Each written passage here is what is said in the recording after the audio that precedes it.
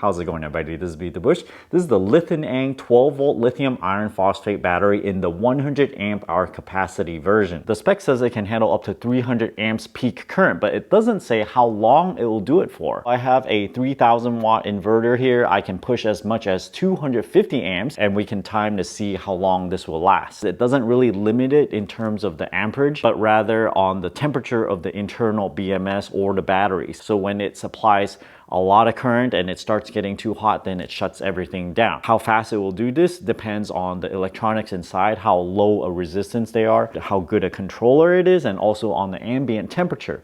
So let's start this test. Turn this on here. It starts using about 1.3 amps. Plug in another battery bank that needs to charge at over 1 kilowatt, and it's doing 130 amps now. I'll plug in yet another one, 243 amps. I'll start the timer. So now we're doing about 230 amps or so. I'm just gonna let this run for a while until it cuts off. 6 minutes in, the cables are really hot, 180 degrees. The red cable is 130 degrees. The sense resistor is 300 degrees. It's a little bit hotter than I want it to be.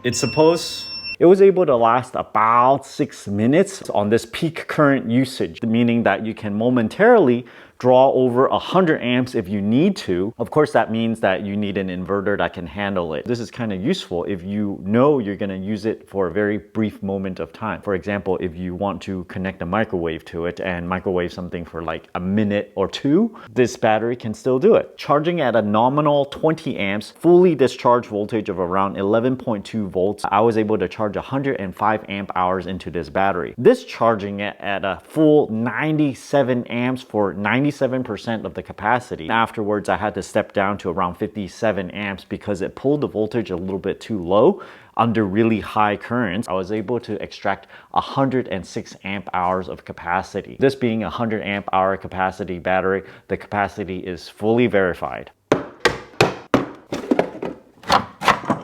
Stuck on there real good with some double-sided tape at the bottom. Sometimes they use caulk, but this is a really sticky material. I had some difficulty getting it out. It's a double-sided foam tape, so it sticks a little bit better. That the entire cell pack is held together with this fiber reinforced tape, and in between each battery there's a thin layer of foam. This is good for in case it needs to expand a little bit later on. The battery core itself, it's a lot smaller than this battery case. That's because this case is considered group 31, which is around 13 inches long, 6.8 inches wide, and around 9.4 inches high, but this one's a little bit shorter. Being a group 31 battery, it roughly fits into those dimensions. The red side is a 6-gauge 200C cable. As long as this cable goes under 200C, it is within safe operating range. A 6-gauge wire is 13.3 millimeters squared cross section. These black cables are 10-gauge wires. Each of them has a cross section of 5.26 millimeters squared. So you add 3 of them up, it's roughly a little bit bigger than the 6-gauge wire, around 5.5 gauge if there's such a thing. This is a 4-cell 120 amp BMS. Most of the batteries I've seen, the BMS says 100 amps, so it's nice that it has some margin over here. There are 2 cables on one of these terminals and only 1 on the other one. But during high loads, this one is likely going to get hotter than this one. There's a temperature probe that comes out of here. We'll go to one of the cells, and over here is the individual wires for the individual cell monitoring. The performance so far we've seen is indicative of grade A cells. These are the battery balancer lines. It monitors the voltage across each individual cell, so in total there's 5 wires. This wire and this wire will monitor the voltage of this cell, and it's going to reuse this wire and look at the voltage between this and this one to monitor this cell, and next one it uses these 2 wires, and this final cell it will use these 2 wires. Very important to keep these vent holes unobstructed. In case there is some overload situation, it needs to off gas, so you don't want to completely seal these little vent holes over here. Here is the temperature probe. It just comes right off. It triggers at 70 degrees C. If it gets hot enough, it will trip that. Because it's not using a thermal compound, there might be a little bit more delay than usual. 70 C is a hot sensor. I don't see a cold temperature sensor anywhere. So at very low temperatures, you should avoid charging this to avoid damaging the battery. Cycle life of 4,500 times, can go up to a peak of 300 amps. Here are the exact dimensions if you're interested. Let's test this temperature sensor for overheat protection. I have this light that's shining here connect it to the battery. Also, this clamp meter indicates 4.3 amps being used right now. If it overheats, it's gonna cut that off. It's also gonna turn off this light. So let's turn on the heat. The light is off. It's 0 amps now, so we know that works. If I just kind of touch this a bit to try to cool it off, it should turn everything on again. Right there, it's turned on.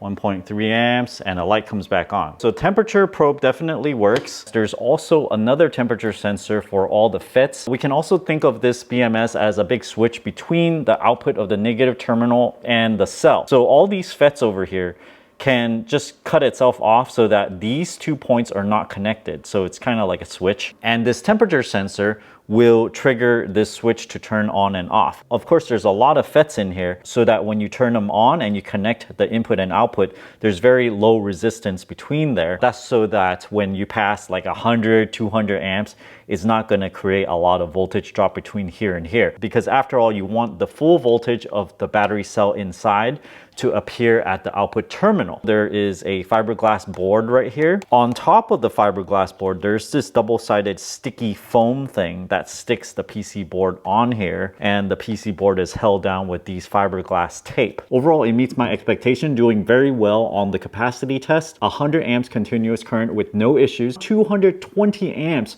for a full 6 minutes before it cuts itself off. There's a high temperature sensor, so if it overheats, it'll cut itself off as well. I assume there's also one inside the BMS as well. That's implied because when I ran it at 220 amps, it likely heated up and it cut itself off that way. You can connect 4 of these in parallel, 4 of them in series for a total of 16 altogether, but it does not have a low temperature sensor. The reason this is needed sometimes in very cold climates is that you don't want to charge the battery when it's very cold. When you do this, it causes damage to the battery internally. So if you know that it's very cold, don't charge the device. It doesn't snow over here or anything, so it's never gonna use the low temperature sensor. So if you know you're gonna be in one of those climates, it actually does not matter, and you can reduce your costs a little bit more by buying one of these batteries that does not have that and is a bit cheaper. Need I say, when you go on the front here, it says made in PRC, People's Republic of China. So it's made there. And in my review of all these batteries,